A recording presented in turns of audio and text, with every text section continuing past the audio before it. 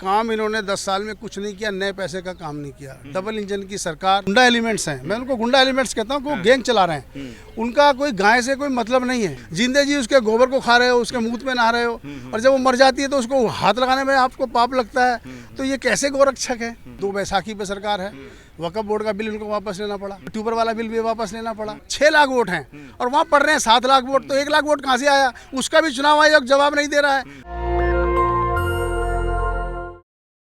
नमस्कार, आप देख रहे हैं नेशनल दस्तक और मैं हूं रंजय कुमार। हमारे साथ आज बातचीत करने के लिए मौजूद हैं आरएसपी के महासचिव हैं। सर, क्या कहना चाहेंगे? जिस तरह से मॉब लिंचिंग फिर से हरियाणा में शुरू हो गई, हरियाणा में चुनाव आने वाले हैं और अभी फिर से मॉब लिंचिंग का ये जो है कार्यक्रम फिर से शुरू हो गया है। देखिए, इनके पास काम इन्होंने 10 साल में कुछ नहीं किया, नए पैसे का काम नहीं किया। डबल इंजन की सरकार, अर्थात केंद्र में भी इनकी सरकार और राज्य में भी इनकी सरकार।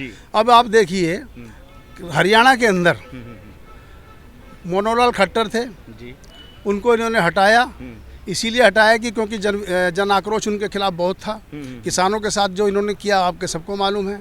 दिल्ली की बॉर्डरों में किसान पड़ा रहा, एक साल से ऊपर यहाँ किसान पड़ा रहा, उनके साथ इन्होंने मारपीट की। फिर हरियाणा के अंदर जो 2 बॉर्डर हैं जो पंजाब से लगे हुए हैं, आज भी वहाँ आंदोलन चल रहा है। मतलब किसान को तो इंसान ही नहीं समझ रहे, उसकी एमएसपी ये देना नहीं चाह रहे। वो कह रहे कि हमें मिनिमम सपोर्ट प्राइस चाहिए। एमएसपी तो दे रहे हैं। सुन लीजिए, पहले वो बात सुन लीजिए। मिनिमम सपोर्ट प्राइस की जो बात करते हैं, वो कहते हैं कि हमें हर फसल पे दिया जाए। ये कहते हैं जी सब पे हम देना संभव नहीं है। भाई क्यों संभव नहीं है? आप कोई चीज़ प्रोडक्ट बिकता है, उस पर उसकी एमआरपी लिखी होती है, मैक्सिमम रिटेल प्राइस, तो आप उस पर बार्गेनिंग कर सकते हैं। ये तो मिनिमम मांग रहे हैं आपसे कि इतना कम से कम हमको मिलना चाहिए। ये तो आपसे बार्गेनिंग ही नहीं कर रहे। अब होता क्या है, ये लोग जो इनकी मंडियां बना रखी हैं, सरकारी मंडियां, वहाँ पर ये खरीद फरोख्त नहीं करती सरकार। क्यों? एफसीआई को पैसा नहीं देते। जब एफसीआई को पैसा नहीं देंगे तो एफसीआई खरीदेगी नहीं। उसका कारण क्या होगा? किसान जो है बाजार में जाएगा, बाजार में लाला के पास जाएगा, लाला कहेगा मैं तो इस रेट पे लूँगा नहीं, इस रेट पे चाहिए। अब जब किसान का माल नहीं बिकेगा तो मजबूर होकर के वो क्या करेगा? घर में फसल तो रखेगा नहीं, कहेगा ठीक है भाई दो। तो जो है उसकी लागत भी नहीं निकल रही है, तो किसान क्या करेगा? इसलिए आंदोलनरत है। तो लेकिन सरकार कह रही है कि हम एमएसपी देते हैं, किसान कानूनन गारंटी मांग रहे हैं कि भाई आप इस पे कानून बना दो, और आप कह रहे हैं कि उन्हें एमएसपी नहीं दी जा रही है। तो किसान इसमें क्या गलत कह रहा है? आप मुझे बताइए। आज आपको संविधान में अधिकार है कि आपका फंडामेंटल राइट है कि आप फ्रीडम ऑफ एक्सप्रेशन है। आज का उदाहरण ले लीजिए। आज हम लोग वहाँ दूरदर्शन केंद्र पर इकट्ठा हुए सिर्फ इसीलिए कि जो हरियाणा में मॉब लिंचिंग हुई, जो गुंडागर्दी इन्होंने करी है, जो वहाँ मर्डर किया है, उससे पहले नूह में भी इन्होंने किया है और देश के अन्य राज्यों में भी हुआ है, यूपी में भी हुआ है, आपको पता है। और ये मॉब लिंचिंग के बराबर ये जो इनके जो गुंडा एलिमेंट्स हैं, मैं उनको गुंडा एलिमेंट्स कहता हूँ, वो गैंग चला रहे हैं। उनका कोई गाय से कोई मतलब नहीं है, गाय के नाम पर वो खा रहे हैं और वो धंधा कर रहे हैं। गौ सेवा करते हैं वो। गौ सेवा नहीं, कैसे इसको गौ सेवा कैसे कहते हो आप बताओ? आप उसको जिंदा है, माँ है, और जब वो मर जाती है मुंह पे कपड़ा रख के निकल रहे हो, उसको हाथ लगाना पाप समझते हो। जिंदे जी उसके गोबर को खा रहे हो, उसके मुंह में नहा रहे हो, और जब वो मर जाती है तो उसको हाथ लगाने में आपको पाप लगता है। तो ये कैसे गोरक्षक है? इस पे तो आप सोचना पड़ेगा ना। तो जो ये इंसान को इंसान नहीं मानते। आप कहते हैं हम हिंदू राष्ट्र बनाएंगे, कैसे हिंदू राष्ट्र बनाओगे?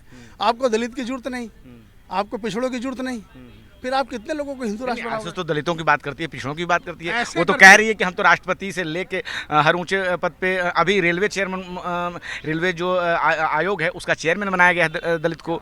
तो जो है लगातार वो जो उस दिशा में काम कर रही है। आरएसएस भी कहती है कि जाति जनगणना होनी चाहिए, राजनीतिकरण नहीं होना चाहिए। देखिए, राजनीतिकरण क्यों नहीं होना चाहिए, हम आपसे पूछते हैं।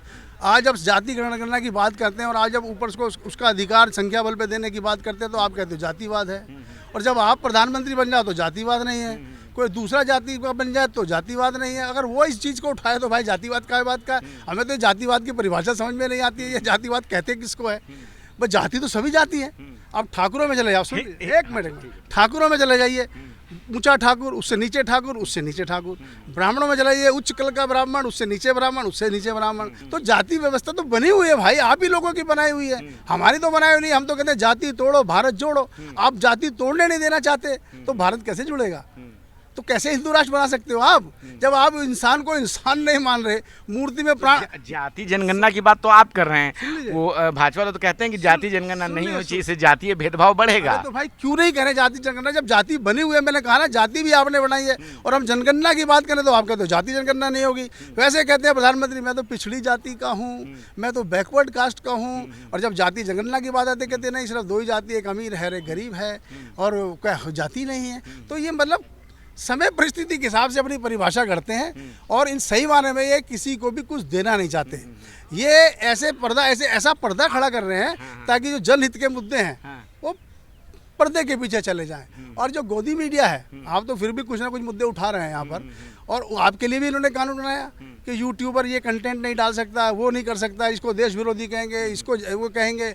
तो लेकिन अभी पूरी पावर में सरकार नहीं है, 2 बैसाखी पे सरकार है, वक्फ बोर्ड का बिल इनको वापस लेना पड़ा कि नहीं लेना, ये यूट्यूबर वाला बिल भी वापस लेना पड़ा, ऐसे और बिल में भी हो रहा है। तो अगर ये पहले की तरह सत्ता में होते, आज 240 में भी इनके 240 पूरे नहीं है। आज चुनाव आयोग बाकी सीटों का जवाब नहीं दे रहा है, जहाँ पर मान लीजिए 6 लाख वोट हैं और वहाँ पड़ रहे हैं 7 लाख वोट, तो 1 लाख वोट कहाँ से आया, उसका भी चुनाव आयोग जवाब नहीं दे रहा है, वो इनको जीता हुआ घोषित कर रहा है। इस तरह बेईमानी से ये लोग जीत करके आज 240 पे भी घमंड कर रहे हैं। एक सवाल है कि आप लोग आज हरियाणा भवन पहुंचे थे कि जो मॉब लिंचिंग है, ठीक है, लेकिन बांग्लादेश में जब हिंदुओं की हत्या हो रही थी तब आप लोगों ने प्रदर्शन नहीं किया, हिंदुओं की जब हत्या होती तब वहाँ आप लोग नहीं बोलते हैं, तब आप लोग जो है चुप हो जाते हैं। देखिए, हिंदुओं की हत्या जहाँ हुई बांग्लादेश में या हुई पाकिस्तान में या और अदर कंट्री में, आखिर वो होती है तो क्यों होती है, उसका भी तो कारण समझ लो। उसका कारण क्या है, जब आप यहाँ पर इनके साथ माइनॉरिटी के साथ बदमाशी करोगे, इनकी हत्याएं करोगे, इनके साथ लूटपाट करोगे, इनके मस्जिद पर चढ़ के झंडे अपने लगाओगे, तो ये सब आज की दुनिया में जो पूरा विश्व है वो एक गांव की तरह है, इंटरनेट ने सबको जोड़ा हुआ है, वो सारी बातें सब जगह फैलती है। और आज जो वहाँ सत्ता में जो लोग आए हैं, जैसे यहाँ RSS है वैसे वहाँ जमात इस्लामी है, दोनों भाई भाई हैं ये। RSS जमात इस्लामी, RSS चाहता है हिंदू सब एक तरफ हो, जमात इस्लामी चाहता है मोमडन को एक तरफ करके पोलराइजेशन किया जाए, तो दोनों की आइडियोलॉजी सेम है। लेकिन आप हिंदुओं का अधिकार की बात नहीं करते हैं, आप मुस्लिमों की जान बचाने के लिए आएंगे, लेकिन हिंदुओं की जान बचाने के लिए आगे नहीं आएंगे। मैं कहता हूँ ना, हम जब दलित की बात बचाने की बात करते हैं आप उसको हिंदू नहीं मानते। आप हिंदू की परिभाषा ठीक करो ना भाई, हिंदू है कौन, कौन है हिंदू, हिंदू की परिभाषा बताइए क्या है। हिंदू की परिभाषा जो ला में लिखी है वो बता दीजिए क्या है, आप बताओ। हिंदू किस चिड़िया को तो टेक्निकली धर्म नहीं माना गया है, फिर हिंदू किस चीज़ का हिंदू। आप इंसान की बात करो ना भाई, आप इंसान को गिनते नहीं कि इंसान मरा है, आप कहते हैं हिंदू मरा है, मुसलमान मरा है, ये क्या चीज़ है। पहले तो आप अपनी भाषा ठीक कर लो, अपनी डेफिनेशन ठीक कर लो, उसके बाद बोलना ये हिंदू है। पहले तो आप हिंदू को हिंदू मानो ना, आप जो दलित को हिंदू नहीं मान रहे हो। आप कहते हो अगर बेचारा वो क्या कहते हैं, वो पीछे नोटबंदी के अंदर लाइन में बेचारा लगा, गरीब आदमी, मजदूर आदमी, उसको बोल दिया सब किराए के आदमी हैं, वो बेचारा अपना जेब का पैसा तुम्हारा सब तुमने उसका लूट लिया। हिंदू राष्ट्र बनने में समस्या क्या है आप लोगों को? किसको? आप लोगों को, जो क्योंकि भाजपा वाले तो कहते हैं कि हिंदू राष्ट्र होना चाहिए, हिंदू राष्ट्र। भाई देश में कई देशों जो है मुस्लिम राष्ट्र हैं, तो जब हमारा देश हिंदू राष्ट्र क्यों नहीं हो सकता? इस देश में 80 करोड़ जनसंख्या है, हिंदुओं की है, बहुल जनसंख्या है। क्यों हो, हम कोई RSS के स्पोक्स पर्सन हैं जो RSS की भाषा में बोलें? हमारी जो गंगा जमनी तहजीब हमें सिखाया, जो बचपन से हमने देखा है, हम मुसलमान के घर में खाए, हमारा पड़ोसी मुसलमान है, उसका लड़का हमारे घर में खा रहा है, हम उसके 30 त्यौहार मना रहे हैं, वो हमारा त्यौहार मना रहा है। तो ये हिंदू मुसलमान कहाँ से आया? हमारी जो परंपरा है बाहर से आए ना, आक्रमणकारी हैं, वो आक्रमणकारी हैं। गलत झूठ बोलते हैं, इनको इतिहास ही नहीं पता, इतिहास को तोड़ मोड़ के दिखाते हैं। ये मुसलमान बाहर से नहीं आया भाई, बहुत राजा यहाँ मुसलमान हुए हैं, धर्म हमारा धर्म भी बाहर गया है, हमारा धर्म हिंदू धर्म भी बाहर। मुस्लिम आक्रमण बाबर बाहर से नहीं आए थे, वो यहीं के थे। मेरी बात बताइए, एक बात बताइए, बाबर बाहर से इसको बुलाने वाला कौन था? बाबर को यहाँ हिंदुस्तान में लाने वाला कौन था? ये भी तो आपने इतिहास में पढ़ा होगा ना मेरे भाई। हैं, पृथ्वीराज चौहान की लड़ाई किससे हुई थी? और पृथ्वीराज चौहान किसकी लड़की को लेके उठा के आया था?